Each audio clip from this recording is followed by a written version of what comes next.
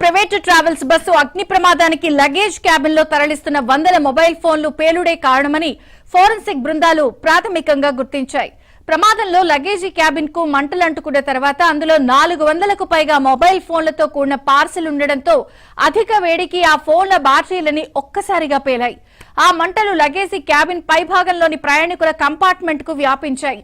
దీంతో luggage cabin కు సరిగ్గా పైన ఉండే సీట్లలో బెర్తుల్లో ఉన్న వారికి తప్పించుకునే సమయం లేకుండా పోయింది.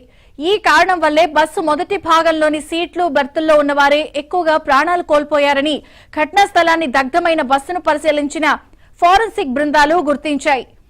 లగేజీ క్యాబిన్ లోని బ్యాటరీలన్నీ ఒక్కసారిగా పేలడం వల్లే భారీ శబ్దం వచ్చింది. దీంతో డ్రైవర్ బస్సు నిలిపి అతని సీటు పక్కన ఉండే కిటికీ డోర్ నుంచి దిగి వెనుక వైపుకు వెళ్లి చూసి అక్కడి నుంచి పారిపోయాడు.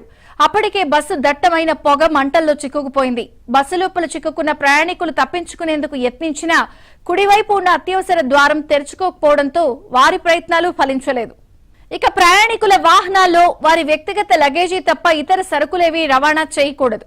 కానీ ప్రైవేట్ ట్రావెల్స్ బస్సుల యాజమాన్యాలు ప్రయాణికుల వాహనాలను సరుకు రవాణా కోసం వాడేస్తున్నాయి. వాటిని లగేజీ క్యాబిన్ లో పెడుతున్నాయి. ఏదైనా ప్రమాదం జరిగినప్పుడు వాటికి మంటలు అంటుకోవడం వల్ల ప్రమాద తీవ్రత పెరిగిపోతోంది. కర్నూలు ఘటనలో కూడా ప్రమాద తీవ్రత పెరగడానికి మొబైల్ ఫోన్ల పేలుడే కారణమని ప్రాథమికంగా తేలింది. మొత్తానికి ఇంత భారీ ప్రాణ నష్టానికి ప్రధాన కారణం మొబైల్ ఫోన్లేనని ఫోరెన్సిక్ నిపుణులు గుర్తించారు.